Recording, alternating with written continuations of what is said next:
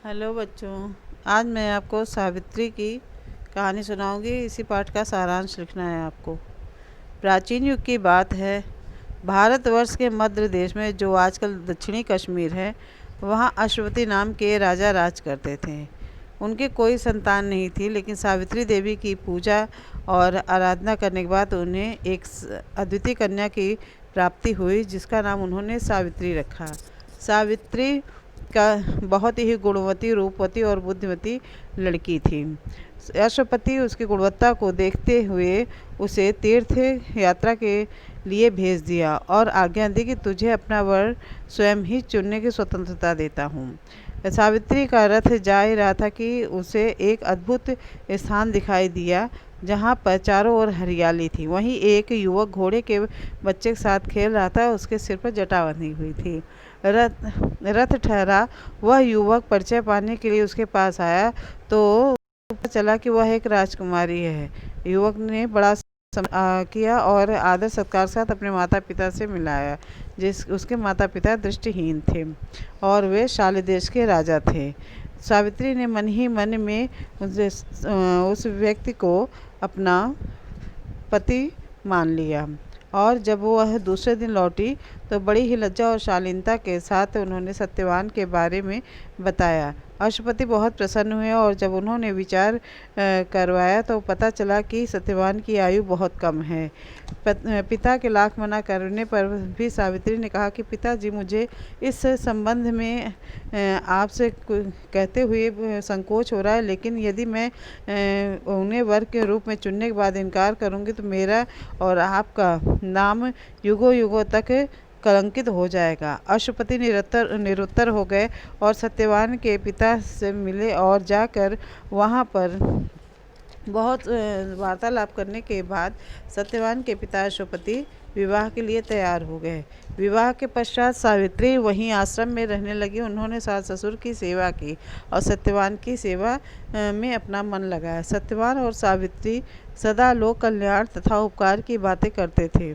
एक दिन सावित्री घर का काम काज करते करते उसे पता चला कि सत्यवान क्या दिन अब शेष ही हैं। तो उसने पूजा के साथ काम काज के साथ पूजा करना भी शुरू कर दिया। और जब 3 दिन शेष रह गए तो सावित्री ने भोजन आदि त्याग कर दिन रात प्रार्थना में लगी रही। अंतिम दिन वाले दिन सावित्री सत्यवान के साथ गई।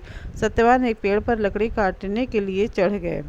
थोड़ी देर बाद उन्होंने बहुत सारी लकड़ियां गिरा दी।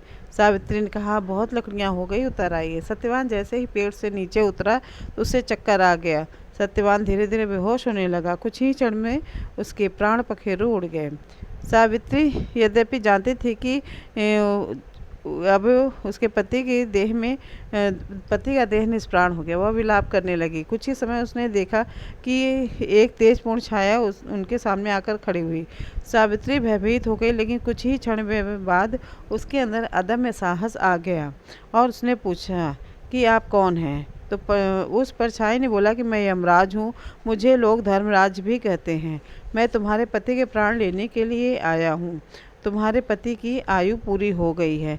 मैं उनके प्राण लेकर जा रहा हूँ। इतना कहने पर यमराज जब चलने लगे तो पीछे पीछे सावित्री भी यमराज के साथ चलने लगी।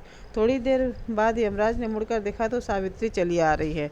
यमराज ने सावित्री से कहा कि तुम मेरे साथ नहीं चल सकते, क्योंकि तुम्हारी आयु अभी शेष है।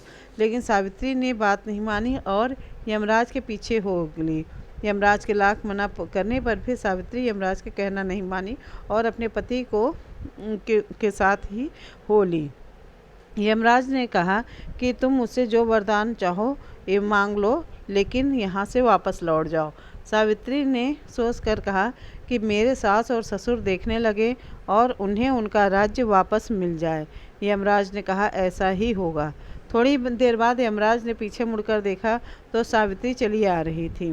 तो यमराज ने कहा कि अच्छा, एक वरदान और मांग लो। सावित्री ने कहा, मेरे पिता को संतान की प्राप्ति हो जाए। तो यमराज ने उसे यह भी वरदान दे दिया। लेकिन कुछ दूर जाने के पश्चात जब उन्होंने पीछे मुड़कर देखा तो सावित्री चली आ रही थी। उन्होंने कहा, सावित्री तुम क्यों चली आ रही हो? ऐसा कभी नहीं हुआ कि कोई व्यक्ति सशरीर मेरे साथ जा सके, इसलिए तुम लौट जाओ। अच्छा, फिर उन्होंने सावित्री को एक वरदान देने का और निश्चय किया। तो उन्होंने कहा कि महाराज, आप यदि वरदान देना ही चाहते हैं तो यह वरदान दीजिए कि मुझे संतान की प्राप्ति हो। तो यमराज ने कहा, ऐसा ही होगा। यमराज आगे बढ़े, किंतु कुछ ही दूर पर उन्हें ऐसा लगा कि वह लौटी नहीं। यमराज को क्रोध आ गया और उन्होंने देखा और कहा, तुम मेरा कहना नहीं मानती हो। सावित्री ने कहा, धर्मराज, आप मुझे संतान प्राप्ति का आशीर्वाद दे चुके हैं और मेरे पति को अपने साथ लिए जा रहे हैं, यह कैसे संभव है? यमराज को अब ध्यान आया। उन्होंने सत्यवान के प्राण छोड़ दिए और सावित्री की दृढ़ता और धर्म की प्रशंसा करते हुए चले गए। इधर सावित्री उस पेड़ के पास पहुंची जहां सत्यवान का शरीर पड़ा था। सावित्री ने अपनी दृढ़ता तथा तपस्या के बल से असंभव बात संभव बना दिया। तप और दृढ़ता में इतना बल होता है कि उसके आगे देवताओं को भी झुकना पड़ता है। इसी कारण सावित्री हमारे देश की नारियों में सिरमौर हो गई और आज तक वह हमारा आदर्श बनी है। बच्चों, जैसे 6th सेवन्थ में आप सारांश लिखते थे, आपको तो मालूम ही है, इस पाठ का सारांश लिख लीजिएगा और कम शब्दों का प्रयोग करते हुए करिएगा। ठीक है, धन्यवाद।